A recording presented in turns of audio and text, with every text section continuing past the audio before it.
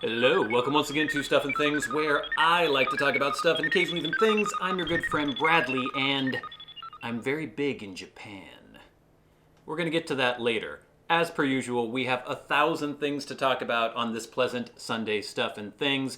We're going to try to get through them all as quickly as possible, or as fully as possible.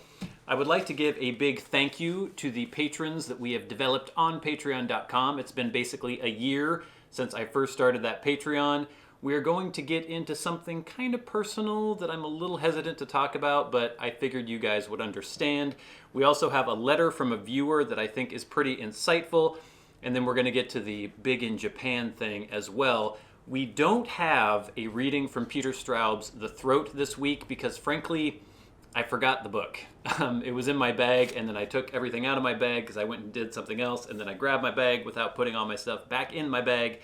And so I don't have his book with me right now. We'll get back to that next week, most likely. Also, the audio might be a little strange right now. I'm actually using, I'm not using my lapel mic as normal. This is actually take 2 of this week's Sunday Stuff and Things because the first take had that completely corrupted audio again. I've gone through and replaced every component in the chain, and now I'm fairly certain from experimentation I've just been doing that it is my actual mic that is broken. So I need to get a new lapel mic. Right now I'm using an external unit or a directional mic that isn't super amazing, but hopefully it'll do for this week, and then we'll get better audio again next week. So please bear with me. But first, as I mentioned, it has basically been a year since I first started Patreon, and it's been amazing the response that I've gotten from you guys. You are all so generous, all so supportive, and I have 93 patrons now, which I never ever imagined. When I first did it, I thought maybe I'd get 30 or so, and with all the nonsense that's been going on about YouTube demonetizing videos, basically the Sunday Stuff and Things videos I've been able to keep fairly safe. Like, they're usually monetized. Usually they're demonetized, and then I dispute it and they become remonetized. But any video I have that has anything to do, well, not anything to do, but primarily to do with pipes, those get demonetized, and I don't even try to monetize those anymore. So it's been a huge hit to the revenue that I get on YouTube, and having you people, that always sounds so horrible. Having you guys come in and just really show your support on Patreon has been absolutely amazing, and I can't thank you enough. 93 patrons, and it's been about a year. So I just wanted to bring that up, kind of celebrating the anniversary of the whole Patreon thing. It's just been really, really exciting and really, really amazing, and it's just made me feel like, I don't know, I do this as a hobby, I do it for fun, but I also really appreciate the feedback that I get from all of you. The comments that I get, the people who subscribe, people sharing videos and everything, but also having people subscribing on Patreon, I guess, is just a huge amount of validation for me that there are people who really, really enjoy what I'm doing, and that feels really good. And just thank you very, very much for that. Let me take a sip of coffee. Next, speaking of your amazing generosity, I'm hesitant to bring this up because I don't want it to seem like I'm asking for money. And this isn't for me, but I don't typically talk about personal things on the channel very often. You know, you've seen glimpses of my fiance, you've seen little glimpses of my life away from these videos, but something has been going on recently, and I haven't mentioned it on the channel because, like I said, I don't want to get into that personal stuff very often. But basically, my sister, my little sister, has just been undergoing cancer treatment again for the 3rd time. This is the 3rd time that it has reoccurred, and this will hopefully be the last time. They're pretty confident that it should be the last time. We're not sure yet. But the only reason I'm bringing this up is because even though her medical bills are pretty much taken care of, with insurance and everything, she is out of work for weeks and weeks and weeks as she recovers. She just had to go through surgery again, and she has a GoFundMe page, and I just wanted to put a link to her GoFundMe page in the description for this video. It'll be in the description box for this video, and I wanted to mention it. And I don't want any of you to feel even remotely obligated or anything. I know you don't know her, but I do, and I'm her brother, and I really felt like I needed to mention it. She's just looking for a little help, and I know I was just talking about how generous you all are with Patreon and everything, so don't feel like I'm trying to like slide this in and be like, well, you gave to that, why don't you give to this? But it's just something that is obviously important to her and important to me, and she's my little sister, and I care about her very much. And since she has this page, I really felt like I needed to bring it up because I have this platform and I have all of you who are so amazing. So again, don't feel obligated, but if you want to check it out, her Patreon, or not her Patreon, her GoFundMe is there is a link in the description box below, and it would really mean a lot if you wanted to check that out. Thank you. Next, I'm enjoying a little bit of Peterson's Elizabethan. And it's still kind of surreal. It's still kind of crazy that I get to enjoy this whenever I want. But that brings to mind something. Let me light.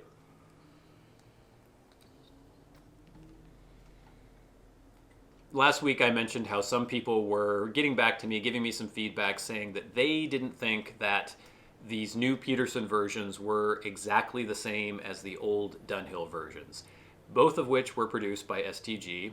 The former Dunhill ones and now the current Peterson ones are produced by STG, but some people were like, I don't know if I feel the same, or that if it seems exactly the same. I got a letter from a guy, Carl, who has written me some cool emails, and I always feel guilty because I always feel like I can't respond fully. When someone writes me a very long, insightful email, I'm always like, hey, that's great, because I'm just trying to get through things, and I don't want people to think that I'm not appreciating the time and effort that went into the missive that they have sent me. So, Carl, I do really appreciate your messages, and I just thought that this one in particular was good as far as sort of answering those concerns, that maybe these blends aren't the same as they used to be. Carl says, and I'm just going to read the whole thing. Hi, Bradley. You mentioned that some people say there is a difference in the blends. I expected that and shook my head with disappointment and disbelief at my fellow pipe smokers. I guess that's why reviews of blends vary on blah, blah, blah. Why... Oh no, we've got a train now. Train break! I think the loudest part is over. I guess that's why reviews of blends vary online. Not many people have the trained palate to review blends, or in fact wine, coffee, food, etc. That's why companies employ experts with highly trained palates to taste test their products in this case. I can assure you 100% that the manufacturing process of all the STG, Dunhill, now Peterson blends are as if production of the Dunhill branded leaf never stopped. They are one and the same in their entirety. I have this information direct from people I know who work at STG. Basically, it's as if they shut the production machines down and went on holiday for several months, came back, and started the machines up again. STG have in stock at any given time in Europe several years of every single leaf of every single blend they manufacture. They don't buy the leaf this year to use straight away or use even next year as an example. I don't know why I'm having so much trouble reading right now. They store tons and tons of every leaf used in every blend, and as I have said, several years of leaf stock available. This is to allow the leaves to naturally mature in a climate-controlled environment and to safeguard any possible crop failure or lower quality leaf in any given year. They hedge their bets to keep more than adequate stockpile. 1, to guarantee that there are no issues with supply, and 2, the price they paid for the leaf they blend today was purchased several years ago, increasing profits as they bought them at a cheaper price many years ago than the leaf costs today.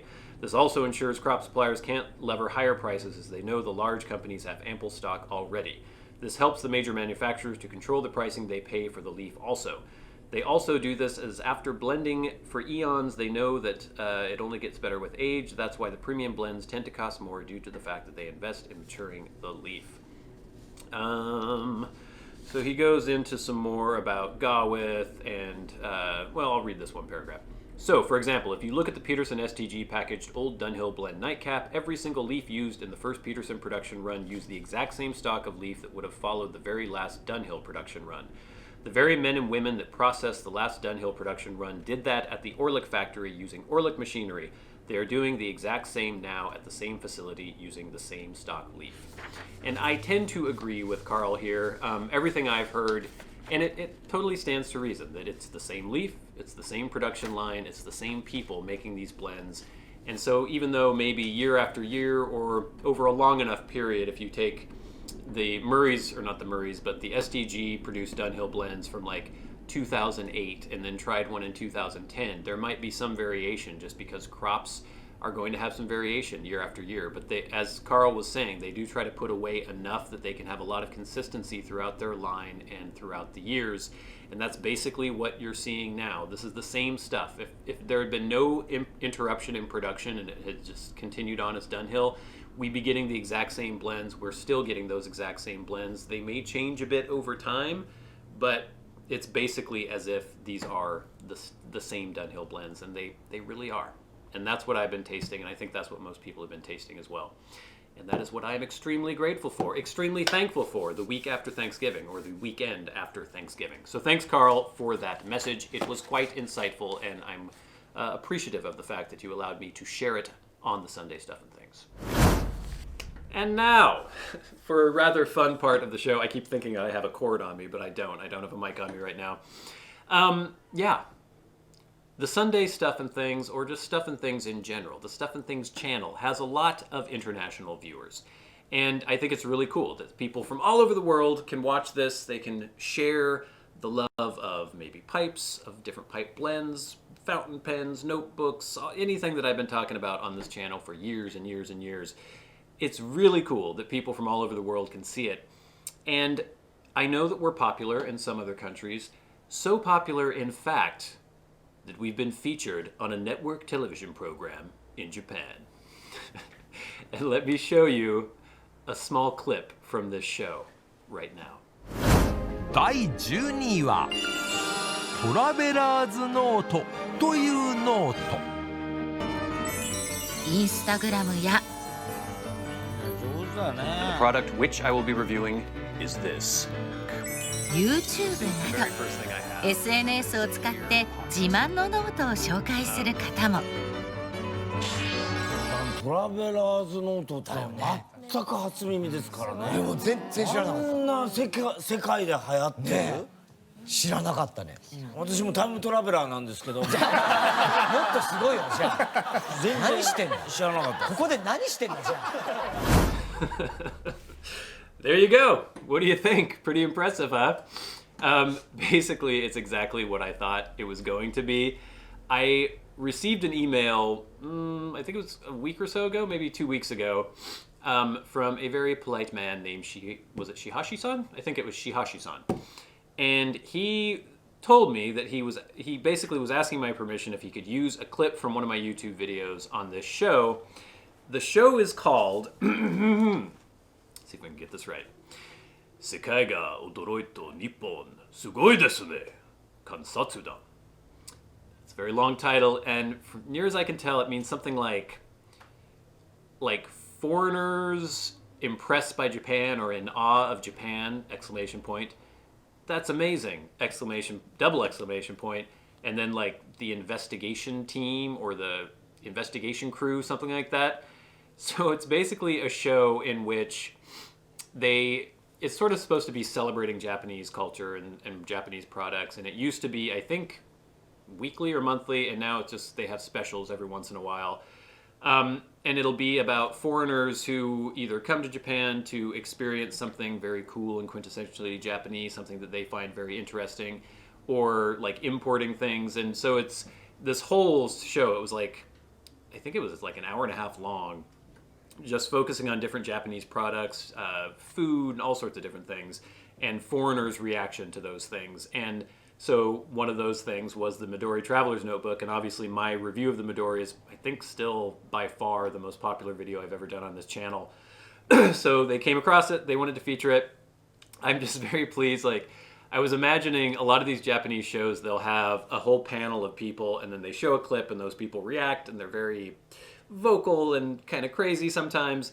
I was hoping for maybe a little bit more of that, some wild reactions, but it's just, it's very funny to me and gratifying to me to see my face on a Japanese TV show, and you can see the little guy in the window, like watching the clip, and I don't know, it was just hilarious to me. I thought it was very fun, and yeah, I'm famous in Japan, very famous. In fact, I've actually had several comments from Japanese people who have mentioned the show. They actually found the channel because when Shihashi-san wrote to me, he was like, how can we credit you? And I was like, well, just put the channel up in there. And I had no idea what clip he was going to use. I knew which video it was from, but I didn't know how long it would be or anything about that. But it's very fun, and I enjoy that. But now, gang, I think it is time at last for hashtag askstuffandthings. Remember, if you have a question for me and you would like it answered on the next Sunday Stuff and Things, tweet at SATBradley with the hashtag askstuffandthings, and I will do my best to answer your question on the next episode. Also, if you are a Patreon supporter, you can write to me there. First, we have a question from Steinhelm at Steinhelm1. Steinhelm asks, what are the qualities that make a good pipe? Can I find one under $100, and what makes the difference in a $500 or even a $1,000 pipe? Thanks. For me, it is always about how it smokes. So a nice effortless draw, a wide open draft hole, and staying cool and dry. Cool is debatable, but nice and dry, so you can enjoy a blend in there and it doesn't get super wet, super acrid and nasty. A pipe like this is a Castello, probably would cost around $350 or so new, and it smokes amazingly well. And every Castello I've had has been amazing. They just perform amazingly well. This is super dry, it's an effortless smoke, it's just fantastic. And I think what you're paying for when you pay, $300, upwards of $500 is you're paying for a greater chance that your pipe will perform really well. You could spend $100 on a pipe or even less, and it could be a great smoker, but I think you might have a slightly less percentage of that being the case. With a pipe like this, every Castello I've had has been fantastic. And then the old Dunhills I've had from the 60s have been fantastic.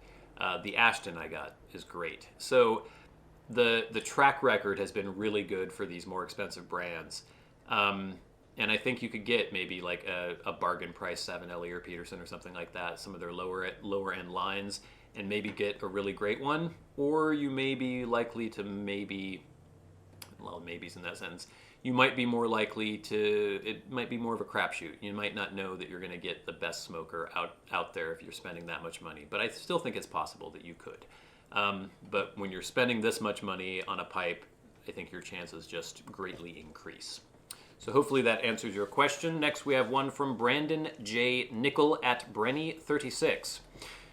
Hi Bradley, I saw your video on Peterson's Standard Mixture. Would you consider it a good substitute for Squadron Leader? It's my favorite blend, but it hasn't been in stock for a long while, and I need something similar to fill the void. Thanks. I think it could be a good replacement for Squadron Leader in that it is a fairly medium-bodied, not super strong, super flavorful English blend. I think it's just a really nice, basic English. Squadron Leader, though, has this interesting undertone to it that I don't know that I've really noticed in any other blend. It has this kind of salty, savory quality to it, and I really, really like it. But yes, it's very difficult to find. But I don't know. Try Standard Mixture out. I think maybe it would scratch that itch for you. It's worth trying.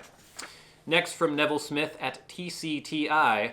You have mentioned a couple of times you won't revisit Nightcap as you have recently done it, but in your playlist you have only Gaslight, Flake, Elizabethan, and now Standard. Have you not uploaded Nightcap yet? Neville, I actually misspoke.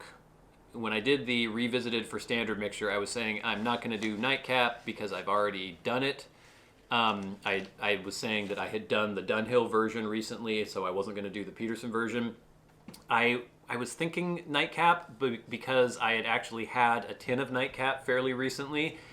And then I think I even mentioned on maybe a Sunday Stuff and Things or something that I had been enjoying Nightcap, but I wasn't going to do a Revisited on it because it wasn't available. Now they are available again through the Peterson brand. So yes, I just misspoke there. I will be doing Nightcap. I had done Flake recently, and I think maybe I was conflating Nightcap and Flake together or something. So worry not. Nightcap will come out in the Revisited series soon. Next, we have a question, or last, we have a question from Tyler at Tyler Brubaker 20.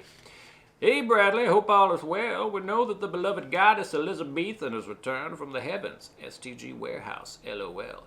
I know you gush over her flavor and presentation, but what do you think of her room note? Hashtag askstuffandthings. It's very, maybe stereotypically tobacco-y. Maybe slightly cigarette-y as well. I think it tastes or smells really great, and there are actually people I know who they don't enjoy the smell of pipe blends typically, who actually do enjoy the smell of Elizabethan. I think it's a really fresh, nice, delicious flavor, or smell. I keep saying flavor. But I think that it's not aromatic at all. There aren't any added flavorings. There's no vanilla, there's no apple, there's no, even Latakia can give sort of an incense-like flavor to a blend, or like an oriental or something like that. There's nothing like that in it, so it's basically just straight tea, and that's what it smells like. I think it smells great, but not everyone will agree. All right, gang, I think that's it for hashtag askstuffandthings, and now, since I mentioned the 1-year anniversary of our Patreon page going up, and I was thanking you so profusely for supporting us on there. It has really been amazing. We will now take the opportunity, as we do every week, to shout out our Patreon supporters who support the channels at $25 or more a month. People like Glenn, Derek, Cody Striegler, Nathaniel Hills, Kirk Crompton, Private Eye, C.W. Piperman, Garret, Ryan McFadin, corbynborbyn, Adam Loveless, MDoftheNorth, Robert Venerus, Ryan Stauffer, John M. Parrish, and AJ Hoge, our most recent $25 supporter. And now we will thank the Maniacs, the crazy people who support the channel at $100 a month. People like our good friend Peter Straub, award-winning author and Patreon supporter. Bob Magee, an amazingly stoic, stolid, sprightly, I don't know, maybe I've never met him, man, Bob Magee. And also our newest maniac, Michael Pilcher. Thank you all so much. I can't believe how generous you all are, and it really helps out the channel tremendously. In fact, I'm hoping to get a new camera, new microphone soon for the channel, so Patreon subscriptions really help with that, obviously with all the audio issues I've been having lately.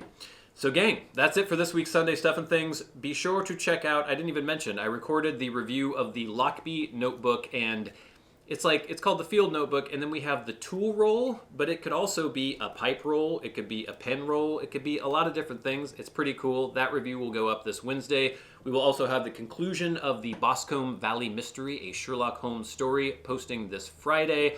We have more Minecraft and more Sekiro on Stuff and Things Plays. And once again, I'm going to try to beat the final boss in Sekiro, and hopefully that will happen and be up on Wednesday as well. Again, just thank you all so much for all that you do. It's really, really appreciated. Be sure to subscribe, like, do all that good stuff, leave comments, hit the notification button. And until next time, until we meet again, I've been your good friend Bradley. You've been the audience. This has been Stuff and Things on a pleasant Sunday Stuff and Things. I'm very big in Japan. 夢なんて持ってたって無意味なんです。そんなことないよコスモフ。いやあ、夢と D カードゴールドは持ってた方がええよな。おインコさん。せや、夢と D カードゴールド持ってる方がずっとお得。 D カードゴールド特典も